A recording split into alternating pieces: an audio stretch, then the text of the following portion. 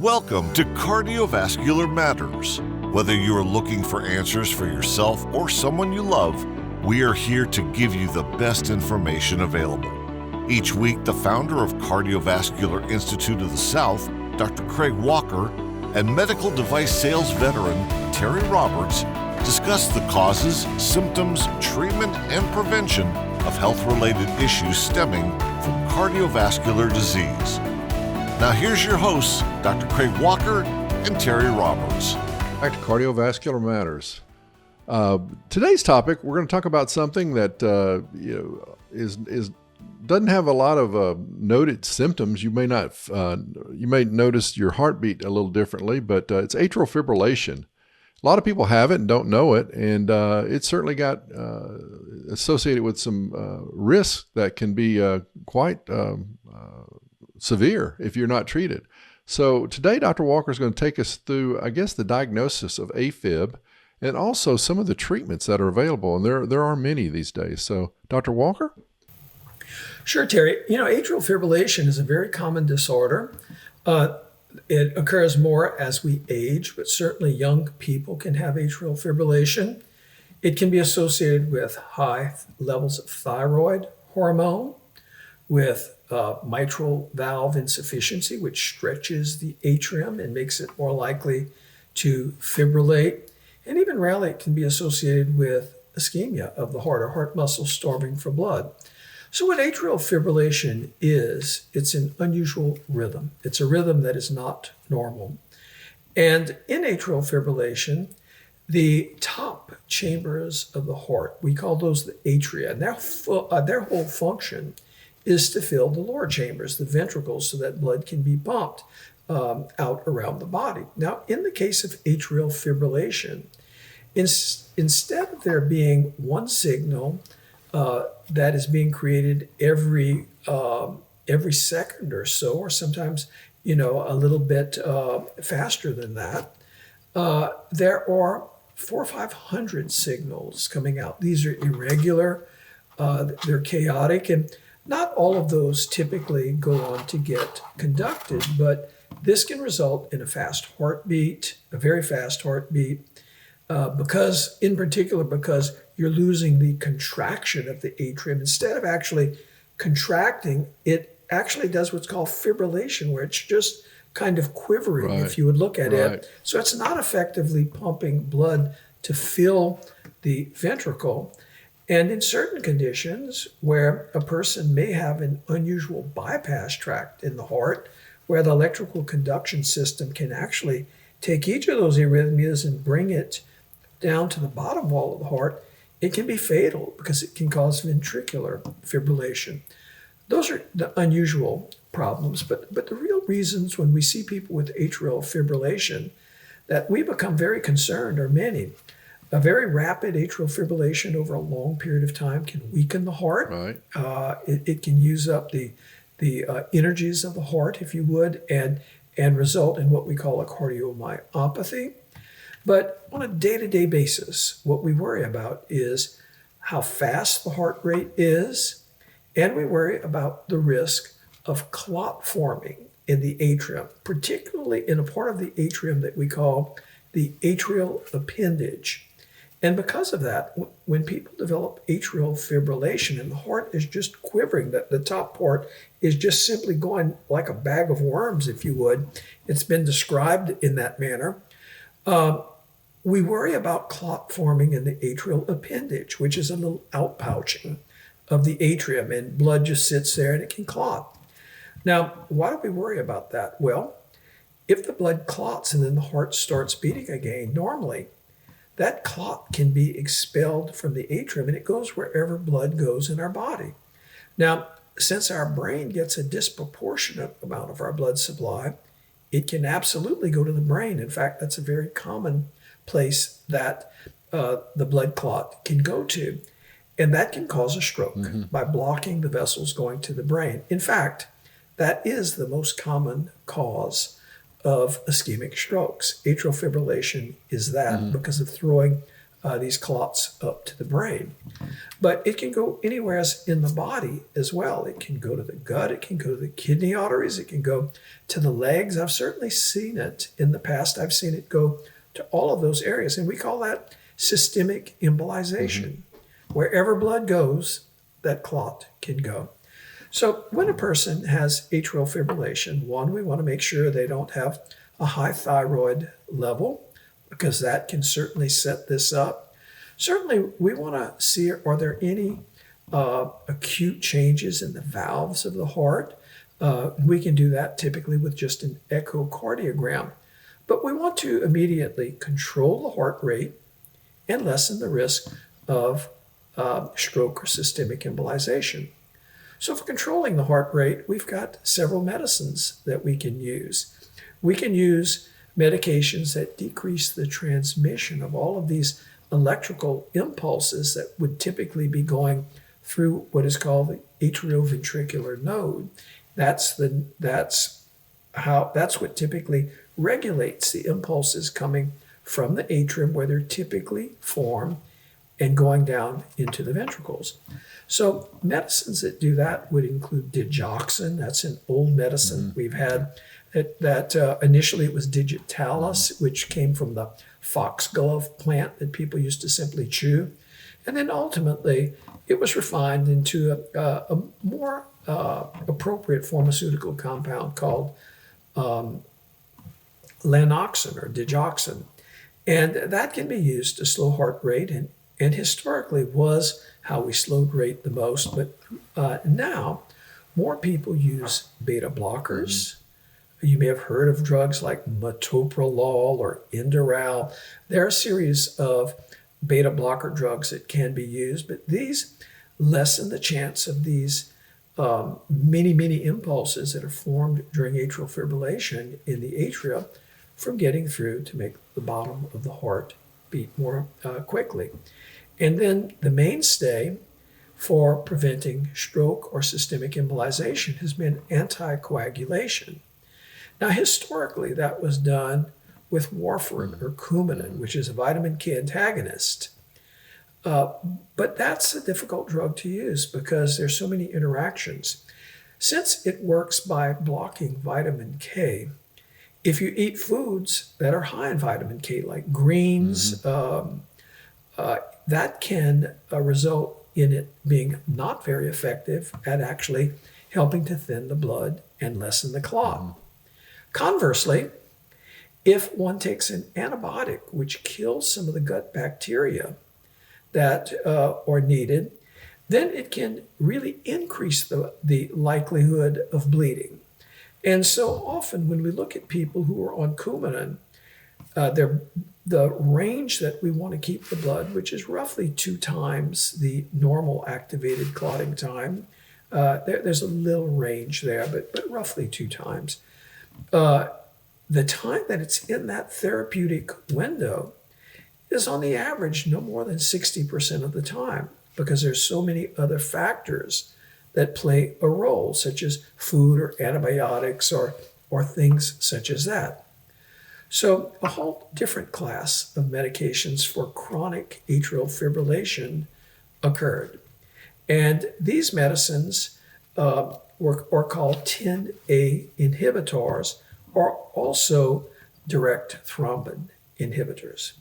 Now, these medicines anticoagulate the blood, but they're not as affected by these other agents. So the 2 most commonly used drugs for this are known as Xarelto and Eliquis. But the other, which is the direct thrombin inhibitor, goes by the name Pradaxa. All of these medicines have really shown some safety and efficacy improvements in terms of lessening the risk in this problem. Now, when these drugs work, and that they usually do work, that's fine. But there's a problem. I've mentioned before that atrial fibrillation is much more likely to occur in the elderly. Well, elderly patients are more likely to fall and potentially have bleeding complications with that, particularly if they hit their head. They can breathe into their head, and these medications are expensive. And those two things are a problem because often when medications are expensive, sometimes, and people don't feel anything when they take these medicines, they're more apt to simply not take the medicine.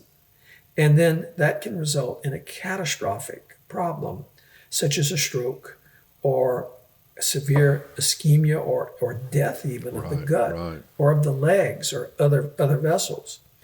So there is an alternative now to that. And there's an alternative as to how we control the rate in atrial fibrillation as well. So what can be done in atrial fibrillation, and this often actually gets rid of the atrial fibrillation, is a process which is called a catheter ablation. And what happens is, with that, an electrophysiologist actually crosses the atrial septum and uses a catheter to either burn or freeze pathways, typically in the pulmonary veins, which helps to control the heart rate and often helps to get rid of the atrial fibrillation, because this is typically an arrhythmia that starts in the pulmonary vein area, which dump directly into the left atrium. So that can actually get many people out of atrial fibrillation, and it often markedly controls the rate of impulse conduction, so it can help control heart rate. But one of the things that's happening now in many places is when the electrophysiologist goes in and actually ablates the pulmonary veins to treat the atrial fibrillation, they're also, knowing that those patients may continue to have bouts of atrial fibrillation, they're actually closing the appendage that I said is where clots form. Now, there are a couple devices used for that right now. Devices placed in the appendage would include the Watchman device, which everyone has seen on television, and also a device called Amulet. And these devices are very effective in lessening the risk of stroke or systemic embolization, and it allows many of these patients to come off of blood thinners. Now, that's a bigger thing than I've even suggested before.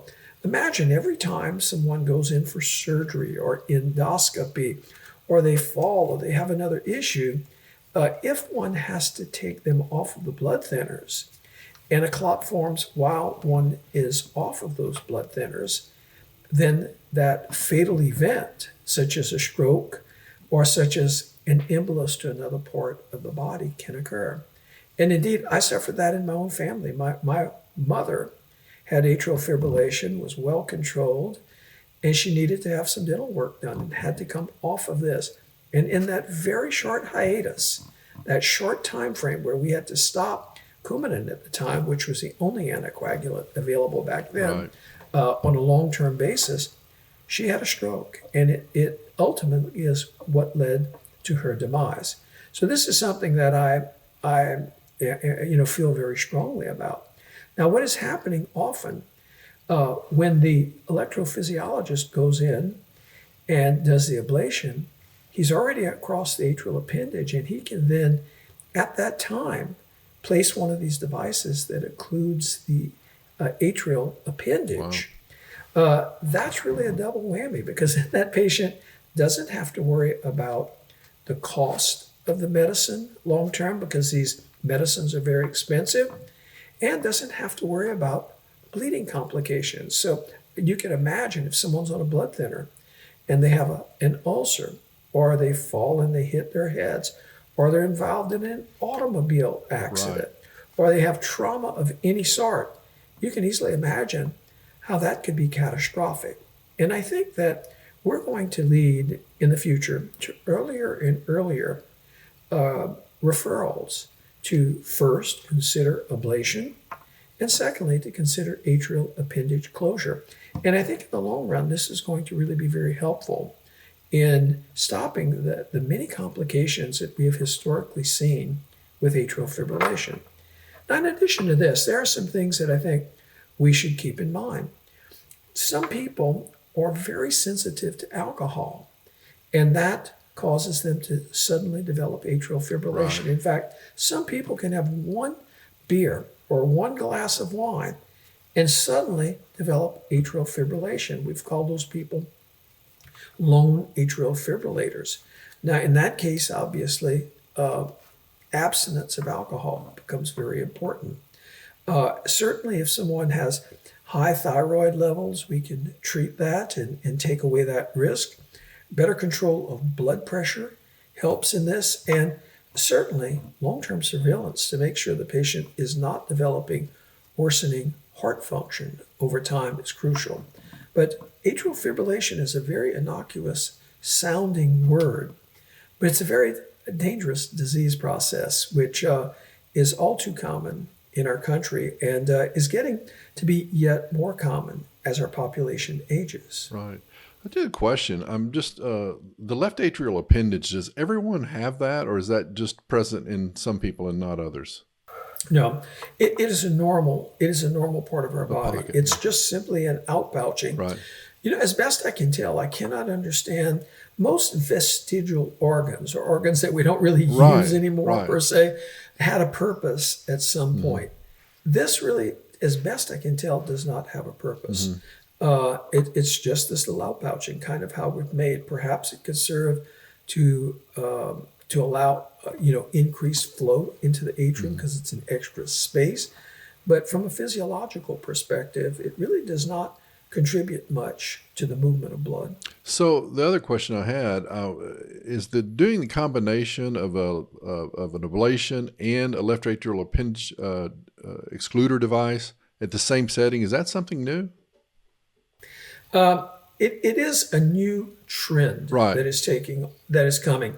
But I think it's a trend that's going to grow and grow very fast. I do too. Because I think I really think common sense ultimately will prevail. Right. The cost, let's just look at the cost of factor Xa inhibitors. They're about, on the average, when I hear patients speak of them, about $500 a month. Oh gosh. That they have to pay out of pocket. That's quite a few $1,000s each and every year. Right. And that's a pretty big expense, and that doesn't take into account bleeding complications or other things. So I think this is going to be something used more and more. Particularly, it makes sense, Terry, in the setting of atrial fibrillation, because the biggest risk in doing AFib ablation or in atrial appendage closure is crossing the atrial septum. Right. So it makes sense. You're already there. Right. That you take away any additional major risk at that point. And especially in today's world, this can be done with very, very little contrast because it is done, at least I've seen it done, with intracardiac ultrasound. We call that ICE. And, ICE is, or intracardiac echocardiography is why the E for ICE. But that is a very effective procedure. The whole procedure can be done in well under an hour. Right. And I think this absolutely changes the outcome for these patients. And imagine many of these patients have had to historically also take drugs like amiodarone, which has a half-life of over 100 days. And you can imagine if you start to develop toxicity from that's a big problem because it takes a long time to get that to wash out of the body. If ablation coupled with atrial closure is done, then we obviate the need or get rid of the need to do these things. And I really think in the long run, that's going to be the path that we take. I've seen this done. I've seen it very effective. And we're slow to change in medicine because we really want all the proof. But I am almost certain that this is going to become the path of the future. I believe you. I think just if you cross the atrium one time and in one setting, and I'm sure with all the ablations that have been going on, like you mentioned earlier, some use heat via radio frequency, others they freeze the area. You get the same result, and there's pluses and minuses, or I guess, or benefits, risk and benefits for both. But getting that procedure done, and then while you're in place, go ahead and place that excluder device and just be done with it. And then at that point, it's just a matter of just healing up from the procedure, and then monitoring the results. And the data on each one of them individually has been very, very good. So imagine it together. Right. So imagine what we get rid of here. We get rid of necessarily having to do beta blockers, maybe get rid of the necessary addition of digoxin in some cases, or verapamil in other cases, each of which these medicines have side effects. Helps to get rid, on the long-term basis, of an anticoagulant, which, as I've mentioned before, if you have trauma, you fall, you need surgery, you need any kind of procedure, you've got to come off of it. Imagine how much this helps in terms of treating patients. And certainly I wish these were options that would have been around when my mom could have used them, because that would have, I think, stopped this whole problem. No doubt, no doubt. Well, this was a really good topic, and it's so current. I mean, I see so many patients that are going to Coumadin clinics, and I mean, if you're on Coumadin, you certainly have to do that, and you've got to monitor it. But if you can take steps to alleviate that, I think that's in the best interest of you, both from a health standpoint, longevity standpoint, and also financially. So anyway, a really good topic. I know there's more information on the website, www.cardio.com. If you need to see someone, if in your area, or if you want to come see Dr. Walker, you can certainly make those arrangements. And they've got some really good electrophysiologists there that work in tandem with Dr. Walker and his group to do those ablations and place those excluder devices. So once again, I want to thank you for bringing that to everyone's attention. And if you have any questions, be sure and put those in the comments. We'll expand on it. If you want to, we may even circle back with a show that maybe even shows some of the devices to see what they actually look like. But anyway, great topic. Thank you, Terry. And certainly I think that when people see how easily these things are done, I've seen an electrophysiologist do 9 of these in one day. Oh yeah, and so this is not something that takes a lot of time. It's actually quite benign, and all done through needle sticks. Right, and same thing with the ablations. The equipment and the techniques have advanced. Used to an AFib ablation was it was a lengthy procedure. When they burn one spot at a time, but now they can go in and do a constellation or a whole area, or just isolate an area and do it with just basically push of one button. And what a remarkable advancement. And it changes and advances every year. So I want to thank everybody for tuning in to Cardiovascular Matters. Be sure to like and follow us. It's free. And we try to provide this information on a monthly basis, and really appreciate all the support we've gotten. Thank you. Thanks for listening, and please subscribe, like, and share this podcast with your friends and family. Join us next week for new topics and answers with Dr. Craig Walker and Terry Roberts on Cardiovascular Matters.